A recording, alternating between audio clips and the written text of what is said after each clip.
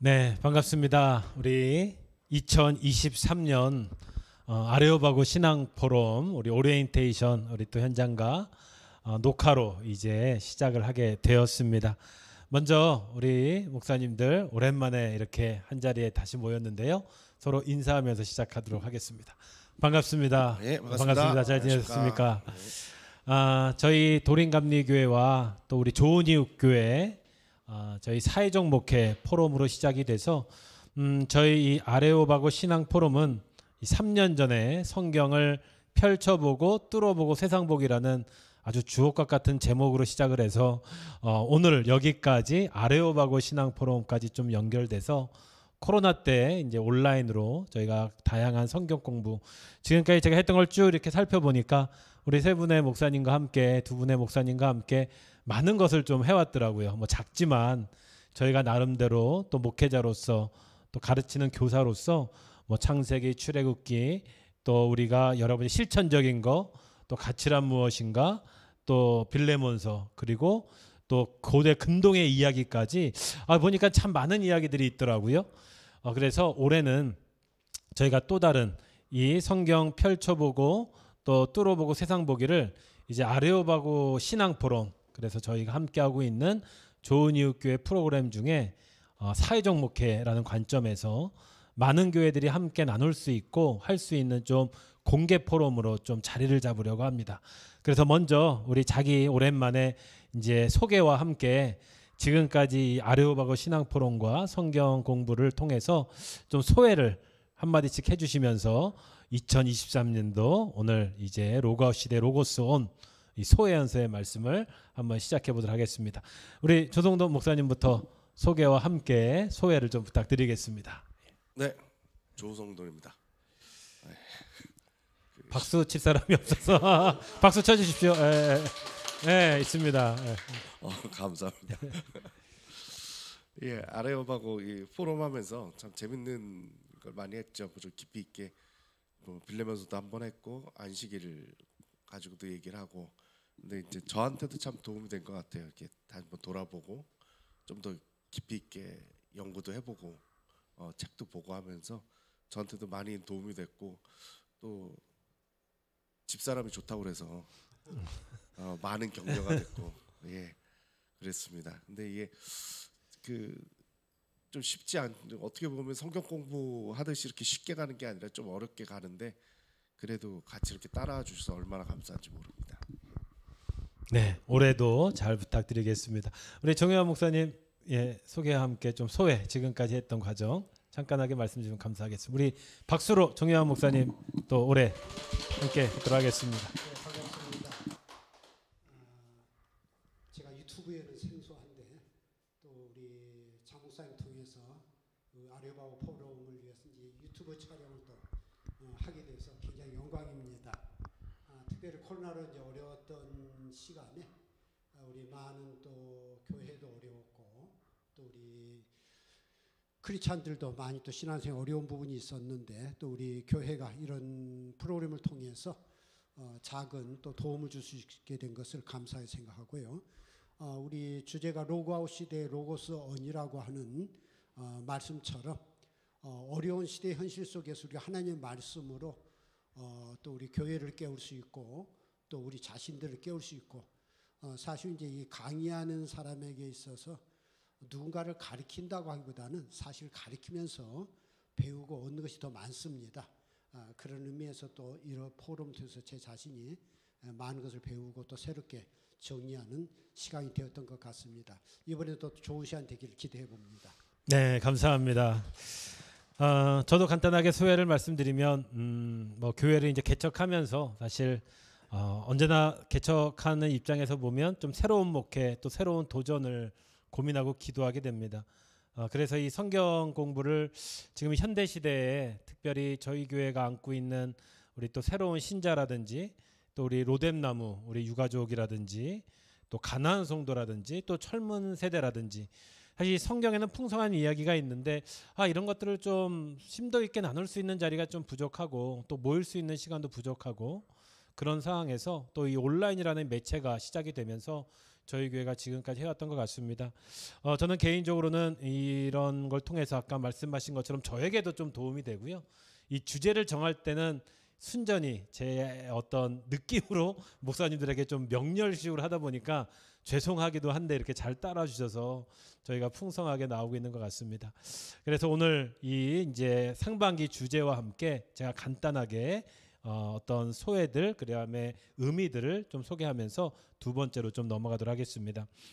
저희가 2024년 상반기는 이 사회적 목회라는 우리 좋은 이웃 교회들과 함께 우리가 이제 좀 작은 교회들도 이런 성경적인 메시지들을 함께 나누고 성도들에게 함께 할 수 있다라는 그런 주제를 가지고 시작을 했다고 말씀드렸고요.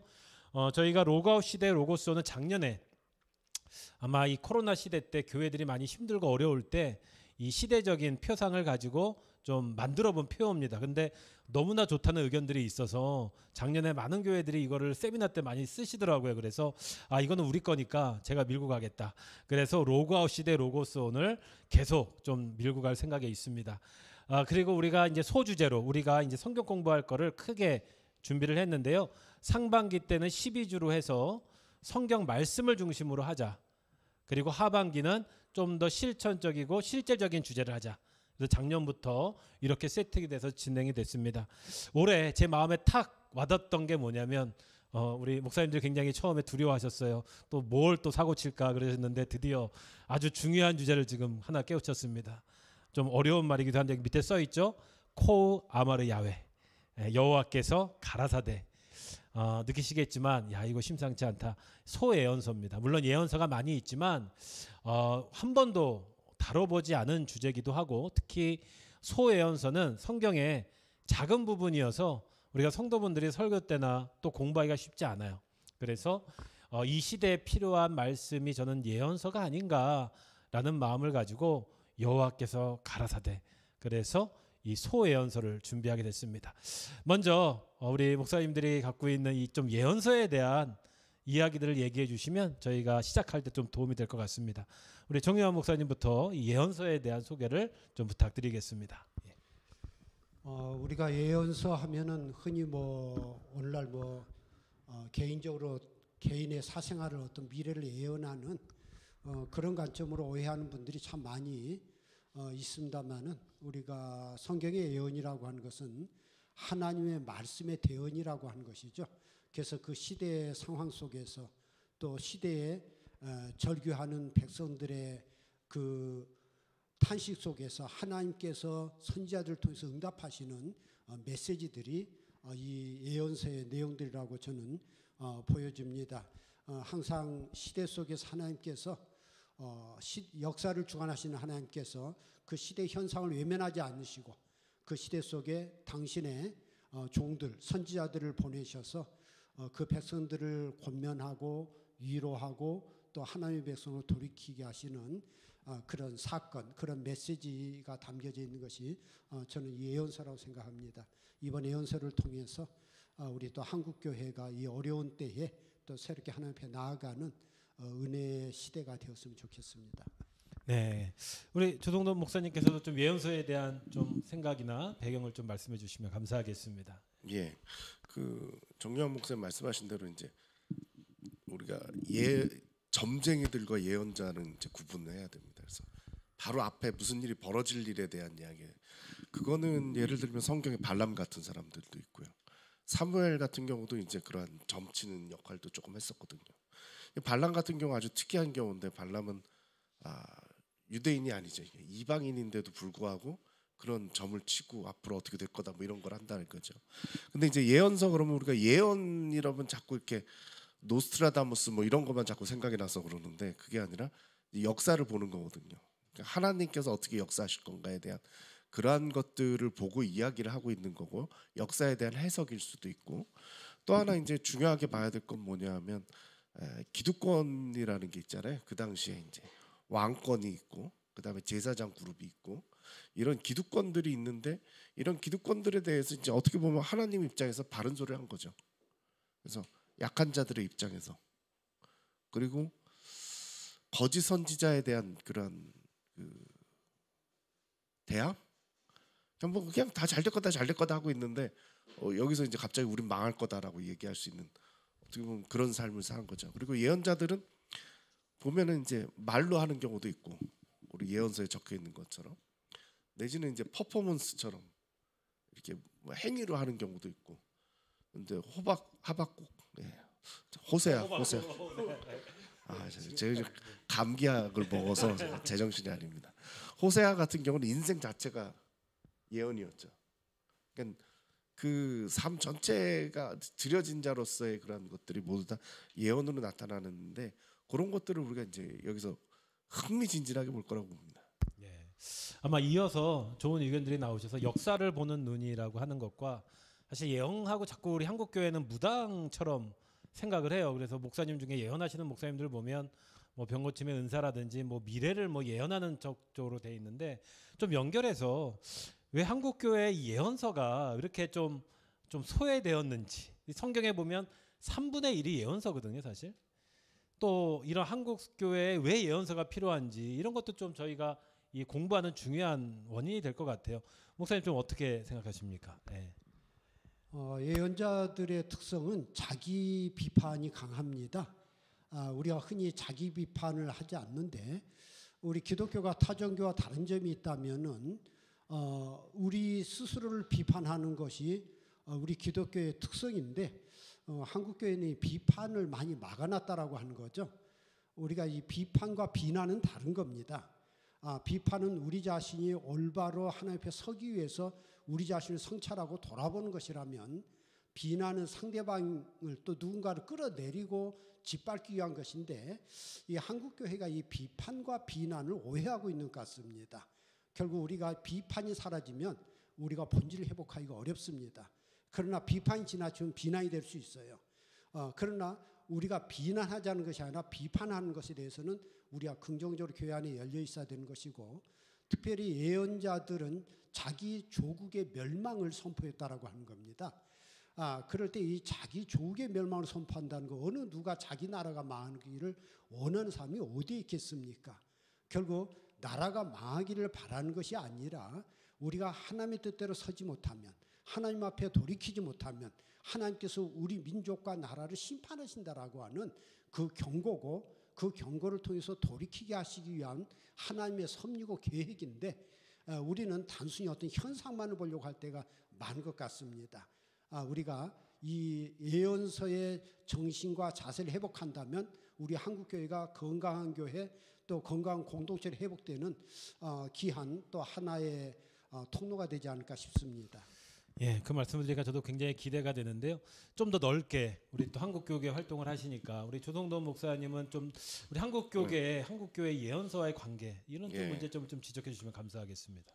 예언서를 우리가 안 읽은 건 아니고 우리 주변에서 잘 못 본 거죠. 뭐 민주화 운동하고 이럴 때는 예언서가 중심이었습니다. 아모스서, 정의를 물같이 항상 뭐 이런 말씀 가지고 쭉 지나왔는데 이제 우리 정유한 목사 말씀대로 이제 비판하고 비난받고 뭐 이런 것들을 안 좋아했죠. 왜냐하면 한국 교회가 긍정적 신앙으로 살았기 때문에 그렇습니다. 항상 잘 돼야 되고 막 열심히 해가지고 긍정적으로 생각을 하고 기도하고 응답받고 부자 되고 막 이런 쪽으로만 가니까 뭐 잘못됐다는 얘기는 듣기 싫은 거거든요. 그래서 어떻게 보면은 그 우리들이 한국 사회를 그대로 반영하고 살아가고 어떻게 보면 한국 사회가 이렇게 발전하게 되는데 이제 역할을 했는데 그 중에 이제 하나 왜 그랬는데 왜 인생이 뭔데 뭐 이런 깊이 있는 문제 제기는 실은 예언서에서 해줬는데 그 부분을 이제 놓치고 간 부분들이 있는 것 같습니다. 네, 사실 우리가 이 코어 아무르 야훼는 이 말 한마디에 이게 다 담겨 있거든요. 그러니까 하나님께서 가라사대 예언자는 자기의 얘기를 한 게 아니라 하나님께서 하신 말씀을 직접적인 명령을 했다는 것은 뭐냐면 그만큼 이 시대에 대한 책임을 가지고 얘기했다는 것이고 자기는 하기 싫어도 자기는 끝까지 부정하거든요. 이 예언자의 삶 또한 결코 만만치 않습니다. 그러니까 지금 이 시대에 소위 말하는 예언자들이 이 말씀의 예언자인가는 이제 이번에 공부를 통해서도 저희가 한번 심도 있게 나갈 수 있을 것 같습니다. 그러면 저희가 이 좀 전체적인 진행을 제가 간단하게 좀 기록을 해봤는데요. 간단하게 읽고 또 이제 목사님들이 각각 하게 되는 부분에 대해서 소개하면서 간단하게 오리엔테이션을 이제 좀 정리하려고 그러는데요. 이번에 이 하나님의 말씀과 역사를 믿고 고백하는 우리에게 이 소예언서를 좀 중심으로 할 겁니다. 소연세가 원래 15개인가요? 많이 있지만 저희가 다 하진 않고요. 초기, 중기, 말기. 그래서 좀 이 북왕국이 멸망했을 때 아모스, 호세아, 또 포로기 때, 그래서 그 중반기에 한 3명의 예언자, 마지막에 이 말라기까지 해서 저희가 물론 다 하면 좋지만 한 분당 시간이 4주씩 정도밖에 없기 때문에 좀 이렇게 분담해서 진행을 한다는 걸 말씀드리고요.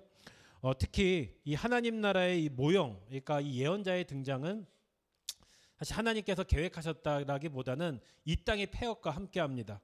그래서 하나님께서 가나안에게 하나님 나라의 모형으로 또 여러 가지 십계명을 주시고 인도해 주셨는데 결국은 왕정이 세우게 되죠. 이 왕정이 결국은 무너지게 되면서 외부의 정세에 의해서 또한 하나님과 떠나는 이스라엘 역사 가운데 하나님께서 허락하신 또 한 명의 하나님의 사람이 예언자라고 할 수 있죠. 그래서 우리가 나비, 그런데 예언자는 제사장하고도 틀리고요. 아시겠지만 사사하고도 좀 틀리고요. 그렇다고 해서 뭐 직업 예언자도 있었지만 또 대부분은 이중직, 어떻게 보면 그런 역할을 했던 분들이고 이 시대에 하나님께서 주시는 메시지를 대언하는 자리에서 정말로 호황기 때는 오히려 그들의 위기, 또 힘들 때는 위로, 이런 것들이 반복적으로 나오고 있습니다. 결국 이 예언서를 저희가 했던 이유는 그 혼란한 시대에 그들이 하나님께 기도했던 내용이거든요. 제가 이렇게 좀 정리해 봤습니다. 그들이 포로로 잡혀가고 힘들 때 그들은 하나님께 이렇게 물어보죠. 도대체 우리가 왜 이렇게 되었는가? 두 번째, 우리가 믿었던 하나님이 도대체 누군가? 어렵고 힘든 시기에 정말로 하나님 살아 계시는가? 그리고 우리는 희망이 있는가? 이거를 그 당시에도 이 백성들이 물어봤을 거라고 생각이 됩니다. 그거에 대한 응답이 예언서라고 되죠. 그래서 예언서는 시기적으로는 그 이스라엘 역대기와 신명기 역사의 중간중간에 들어가지만 우리 성경에는 이렇게 모여져 있다 보니까 역사와 함께 읽게 되는데 그 참 쉽진 않습니다. 이제 그런 것들도 함께 인도해 주실 것 같고요. 그렇다면 예언서들은 무엇을 얘기하고 있는가? 그 해답이에요. 이게 다 끝이 아니다. 그리고 아직 희망이 있다. 길이 있다. 절망하기엔 아직 이르다. 그리고 하나님께 돌아가는 데에는 늦은 시간이란 없다. 결국 책망과 함께 희망을 얘기해 주고 있습니다. 아마 이제 이런 주제를 가지고 우리 세 분, 이 두 분의 목사님과 제가 이 예언서의 흐름을 한번 하게 할 것입니다. 우리 마지막으로 좀 제가 이제 좀 생각에는 저는 우리 목사님들이나 저도 목사들도 사실 예언자가 돼야 된다고 생각을 해요. 그렇다고 해서 빨개 벗고 다닐 수는 없고 힘들게 다녀서 예언자 그런 사람 많았거든요. 머리를 풀어헤치고 머리도 안 감고 그런 예언자가 아니라 저는 작지만 이 곳에 또 좋은 이웃 교회들 또 우리 한국교회 또 라이프 오프 도림감리교회 또 이 말씀은 사실 많은 분들이 들을 수도 있겠지만 좀 예언자의 심정으로 이 시대에 필요한 예언자가 누군지 또 소개해 주시면서 또 우리 목사님들이 하나씩 하고 있는 부분에 대해서 간단하게 서머리를 해주시면 감사할 것 같습니다. 정여한 목사님부터 이제 그 부분하고 예언자에 대해서와 이제 진행할 내용에 대해서 소개 부탁드리겠습니다. 제가 이번에 이제 맡아서 강의해야 될 것은 호세아서하고 아모스서가 중심이 되겠습니다.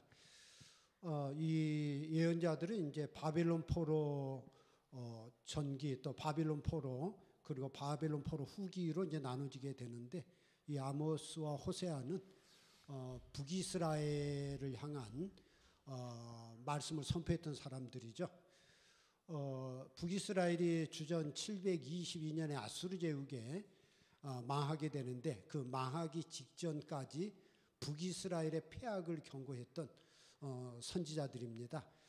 주로 그럴 때 이제 사실 이 선지자들이 활동할 당시가 북이스라엘이나 남유다나 경제적으로는 솔로몬 왕 이후로 가장 번성하던 시대였다라고 하는 겁니다. 경제적으로 가장 번성한 것, 경제적 축복을 받는 것이 중요하긴 하지만 우리가 이 경제적 번성이 하나님의 축복으로 받아들이고 그렇기 때문에 우리가 하나님께 주신 이 축복을 어떻게 하나님의 뜻 가운데 올바로 사용할 것인가라고 하는 소명, 사명감을 가지고 민족과 나라가 서야 되는데 당시 그들은 경제적 부흥만을 가지고 설 때에 한 사회 체계가 기득권 체계가 만들어지고 가난한 자들이 짓밟히고 연약한 자들이 사회에서 소외되는 그런 구조적인 문제가 이제 발생이 되게 됩니다. 그래서 이제 호세아와 아모스가 이제 이 호세아 선지자보다 조금 앞선 둘 다 여로보암 2세 때에 움직였던 선지자인데 아모스가 먼저 북이스라엘의 제약을 경고했고 그 다음에 호세아는 이제 북이스라엘이 망할 때까지 활동했던 선지자입니다. 그들이 그런 경제적 번영 속에 무너지는 정치적, 사회적 또 종교적 제약이 무엇인가를 경고하고 있고 그들이 종교적 열심은 가졌지만 그 종교적 열심이 우상 숭배하는데 그들이 우상 숭배한다고 그랬을 때 하나님을 버린 게 아니었습니다. 하나님에 대한 예배도 열심이었고 제사도 열심이었지만은 그것이 하나의 종교적 의식에 머물렀지 왜 우리가 하나님을 예배하고 또 하나님을 경배하고 제사하는가에 대한 의식은 없었다고 하는 거죠. 결국 더 많은 물질적 축복, 더 많은 번영을 누리고자 했던 것들이 그들이 예배하는 이유였다는 데 대해서 사회가 부패하고 타락의 극을 달리게 되는 현상을 빚게 됩니다. 어쩌면 우리 한국 사회가 세계적으로 유례 없는 역사적으로 유례 없는 그런 번영을 누리고 있지만 우리가 한국 교회가 빛을 잃어가고 있고 한국 사회 속에 우리 기득권은 굳건해지면서 우리가 약자들이 소외되는 그런 현상을 우리가 바라보면서 이 무너지는 사회 체계들을 우리가 이 아모스나 호세아를 통해서 다시 한번 발견해 봤으면 좋겠습니다. 호세아는 하나님께서 이 고멜이라고 하는 소위 이제 창녀라고도 이야기되어지고 있는데 그 여자를 데려다가 아내를 삼으라고 하는 선지자에게 있어서 있을 수 없는 하나님의 명령이었지만 거기에 순종할 때 그 한 여자의 음행을 통해서 음행을 행하는 북이스라엘의 사회 상황을 그 가정을 통해서 비유하고 있는 그런 내용입니다. 성경에서 음행이라고 하는 것은 우상 숭배, 하나님 외에 다른 신을 섬기는 것을 비유할 때 음행으로 이야기하고 있는데 그러한 북이스라엘이 어떤 음행을 저지르고 있는지에 대해서 비유하고 있는 것이 호세아서고 그럴 때 또 아모스서는 그 사회 속에 공의가 사라진 그들이 열심히 예배도 하고 열심히 우상도 섬기는 종교적 열심은 가졌지만 하나님이 전하는 그 메시지의 의미가 무엇인가 하나님이 그 백성들이 구하고 찾는 것이 무엇인가에 대해서는 관심이 없었던 그것이 공의이고 그것이 하나님의 사랑이라고 하는 것을 담고 있는 것이 아모스서이고 그렇기 때문에 공의를 하수같이 흘려보내라고 하는 하나님의 당부가 담겨 있습니다. 우리가 이 호세아와 아모스 이 북이스라엘의 멸망 직전의 상황들을 우리가 다시금 돌아보면서 우리가 이 번영의 시대에 다시금 돌아봐야 될 우리의 잘못된 신앙, 회복해야 될 신앙, 또 우리 가운데 어떻게 하나님과 함께하는 것이어야 되느냐를 생각해보는 그런 시간으로 가지고자 합니다. 네, 우리 첫 번째는 이 호세아와 아모스를 이제 다다음 주 3월 19일부터 부활절까지 4주간 진행해 주실 것 같습니다. 이런 많이 기도 부탁드리겠고요. 한 주를 쉬고 이제 저희가 4주하고 한 주 쉬고 또 4주인데 이어서 우리 조성도 목사님 나움과 하박국과 스바냐 이걸 담당해 주셨는데 좀 예언자의 마음으로 좀 소개해 주시면 감사하겠습니다. 예, 그러니까 남유다가 이제 멸망하는 순간입니다. 그래서 그 예레미야가 눈물의 선지자라고 그러는데 그 나라가 망해가는 모습을 보면서 이제 눈물로 그 호소를 했던 그 시절 같이 활동했던 선지자들입니다. 어떻게 보면은 창세 이래로 유지되었던 이스라엘이 첫 번째로 멸망하는 순간입니다. 예수님 이후에 그 멸망이 한 번 있고 그 이전에 이제 한 번의 멸망이 있었던데 나라로 쳐도 왕국을 세우고도 한 400여 년을 유지해왔던 왕국이 이제 무너져서 끝이 나는 순간이거든요. 정말 이게 역동적인 세상인 거죠. 완전 역동적인 세상인데 그 가운데서 이스라엘만 그렇게 역동적이었던 것이 아니고 이스라엘을 가운데다 두고 그 주위에서 이집트, 아시리아, 바벨론, 페르시아가 한꺼번에 몇십 년에 한 번씩 그 정권이 그 패권이 바뀌는 그 대단한 제국들이 100년을 못 넘기고 다들 무너지는 그 순간들입니다. 그러니까 상당히 역동적인 그 기간 동안 이스라엘이 그 조그만 나라가 어떻게 버틸 수 있겠느냐, 그게 무너지는데 이스라엘 백성들 입장에서는 이제 고민이 생기죠. 어떻게 하나님의 백성이, 하나님의 나라가 어떻게 이렇게 무너질 수 있느냐, 뭐 이런 생각이 드는데 선지자들이 거기에 대한 해석을 해주는 겁니다. 하나님은 이스라엘의 하나님이지만 세계의 하나님이다. 이스라엘의 역사뿐만 아니라 세계의 역사를 주관하시는 하나님이다. 그러한 선포들이 이 가운데서 우리들이 발견할 수 있는 귀한 교훈인 것 같습니다.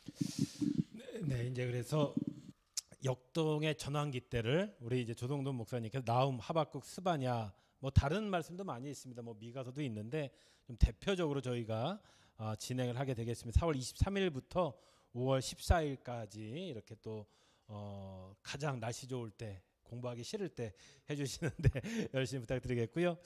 마지막 이제 5월 28일부터 이제 저희가 18일까지 상반기, 또 6월 25일은 저희가 작년에 했던 것처럼 이 말씀이 끝나고 말씀 예배로 정말로 우리가 함께 토론하고 전체 교인들이 함께하는 시간도 좀 준비하도록 하겠습니다. 제가 마지막 학계 스가랴 말락인데요. 저는 이 고통의 끝이라는 좀 생각이 들더라고요. 그러니까 우리도 힘들고 어렵다, 또 몇십 년 동안 어려움이 계속되면 소위 말해서 만성이라고 하는 생기는 거죠. 포기하게 돼버리는 거죠. 야, 이제는 정말로 희망이 없다. 어찌 보면 그것이 당연한 귀결. 이제는 우리는 포로가 됐고 암흑으로 들어간다. 사실 이때까지도 사람들은 뭐 이제 어떤 희망도 아마 가지지 못했을 거예요. 대부분은. 그때 이 마지막에 선지자들이 했던 게 뭐냐면 사실 이 말라기 이후에 암흑 400년 이상의 또 암흑기로 들어가거든요. 그 속에서도 하나님의 희망이 있고 어찌 보면 그 고난과 고통 속에서도 하나님의 예배하심이 있다는 것이 이 마지막 예언서의 전 말씀이라고 생각이 돼요. 그래서 이 예언서를 저희가 쭉 돌아보면 우리가 하나님께 은혜에 대한 말씀, 또 구원에 대한 말씀, 또 이 땅에 대한 하나님의 평화와 평강에 대한 말씀이 많이 있지만 이 암흑에 대해, 이 고통 속에서 우리가 살아가야 되는 방법은 예언서만큼 중요한 것이 없다고 생각합니다.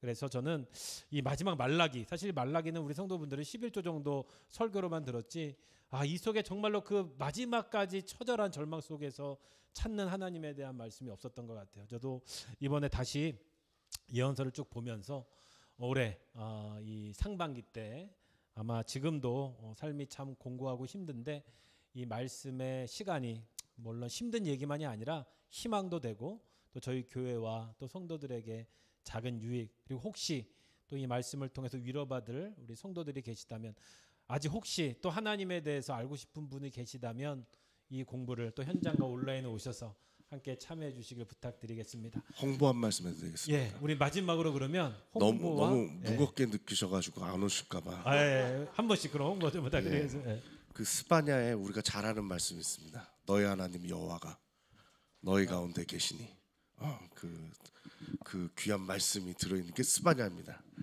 스바냐 꼭 들어야 됩니다. 종려 목사님도 좀 홍보성 발언 멘트 부탁드리겠습니다. 우리가 하나님을 잘 알고 있는 것 같은데 사실은 잘 모르고 있다고 하는 겁니다.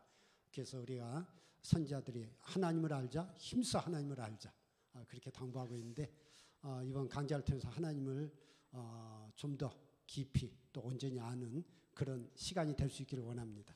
네, 저도 한 말씀 드리면 저희 도림감리교회뿐만 아니라 이제 이 작은 운동이 올해 또 저희와 함께하는 다양한 사역들과 함께 연결될 겁니다. 저희가 지역에도 좀 가고요.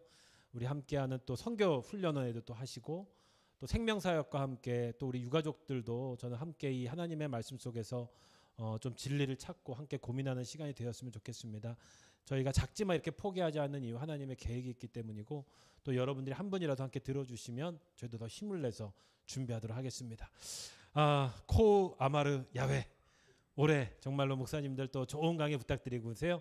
우리 박수로 올해의 대션 오늘 마치도록 하겠습니다. 감사합니다.